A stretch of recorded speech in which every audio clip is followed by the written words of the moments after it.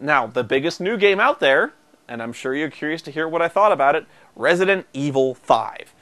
I rented Resident Evil 5 because I almost never pay full price for a new game, because that would break me. They're like $65. That's a lot to expect anyone to pay for a new game. But, okay. I have not seen any reviews of Resident Evil 5, which is good. Because I get the feeling you might think I'm parroting somebody else's, because the only review I have seen was X-Play's, and I know X-Play gave it kind of a middle-of-the-road meh review, and I wish I hadn't seen that, because it might have poisoned my opinion of the game. But I do know that people are coming down somewhat negatively on the game, and I didn't understand why. Honestly, I went into the game thinking I would like it a lot. I thought people might have been too hard on the game in general just because they were expecting the world and they didn't get it. So I played through like the first 4 chapters of the game.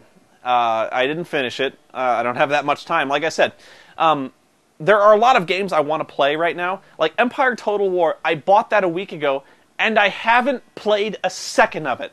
I want to, but I have to keep working on reviews, and like sometimes you guys are, I feel like you guys are going to be the death of me, because I get a lot of reviews. They're like, I get a lot of requests like review Resident Evil 5. I go, I gotta play it, and playing a game takes a long time, especially if you're going to give a fair review, kind of going through all its strengths and weaknesses. It takes a long time. So, like in that regard, I need to structure it somehow. I really need to like literally make a schedule, like put it on the wall, and be like 2 hours of this, 2 hours of this, and like you're not moving until that's done. Somebody needs to crack the whip on me. I think, just to make sure I'm getting things done, because I get sidetracked easily. Like I'll see an episode of Cops and go, Cops is funny, because I'm looking for material to like for SWAT. I'm looking for material for movies to review. So I watch a lot of bad movies. Like I watched a Steven Seagal movie called Against the Dark, which is terrible. But you knew that. But I was so hypnotized by the concept of Steven Seagal fighting vampires that I was hooked. I had to watch it. It was terrible. And it's not even that ha-ha funny Steven Seagal terrible. It was just bad. Don't even watch it, even if you're like trying to get a Steven Seagal fix in. Steven Seagal hasn't made a fun movie in a long time. I should actually go over Steven Seagal's movies. But as for Resident Evil 5, what to say about that hasn't been said already? I think the best review I could give Resident Evil 5 is that it is almost exactly like Resident Evil 4. And I played Resident Evil 4 to death. I'm kind of burned out on it. And when I put it in and I got Resident Evil 5, it was like booting up 4 again. And that was really, really disappointing. I didn't know what to do.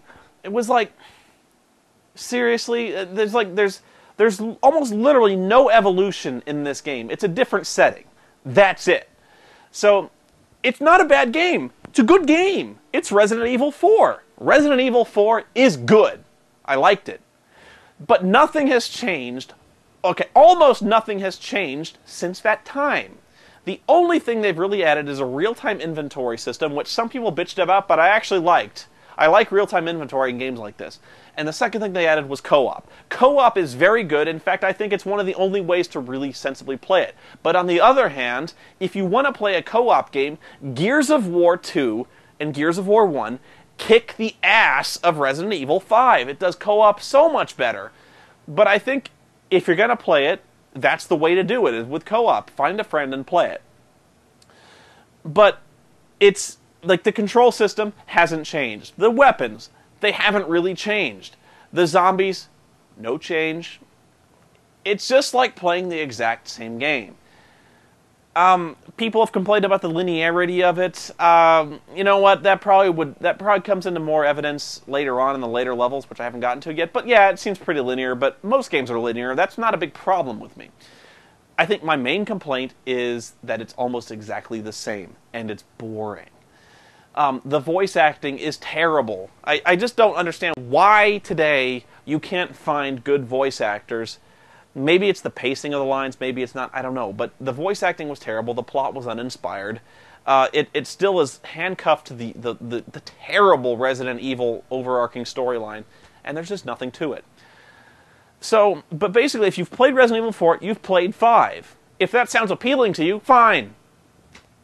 But I just can't get interested in it. I can't get excited for it, because other than the graphical facelift and the co-op, there's nothing new. And by now you'd think they'd bring something new to the genre like they did with Resident Evil 4, which really revolutionized and updated the genre, but nothing is new now. But I'm running out of tape right now, so I'm going to bring this to a close because I don't think there's anything else to say about Resident Evil 5. But I will have some more SWAT. I plan on recording Final Fantasy VIII tomorrow. Hopefully that'll be done. And so I hope to have both SWAT, several SWAT episodes, and Final Fantasy VIII up by the end of the week. Fingers crossed. Hopefully this will go down. If not, I'll just record with a zit. But yeah, I'm gonna really try to structure my time more efficiently.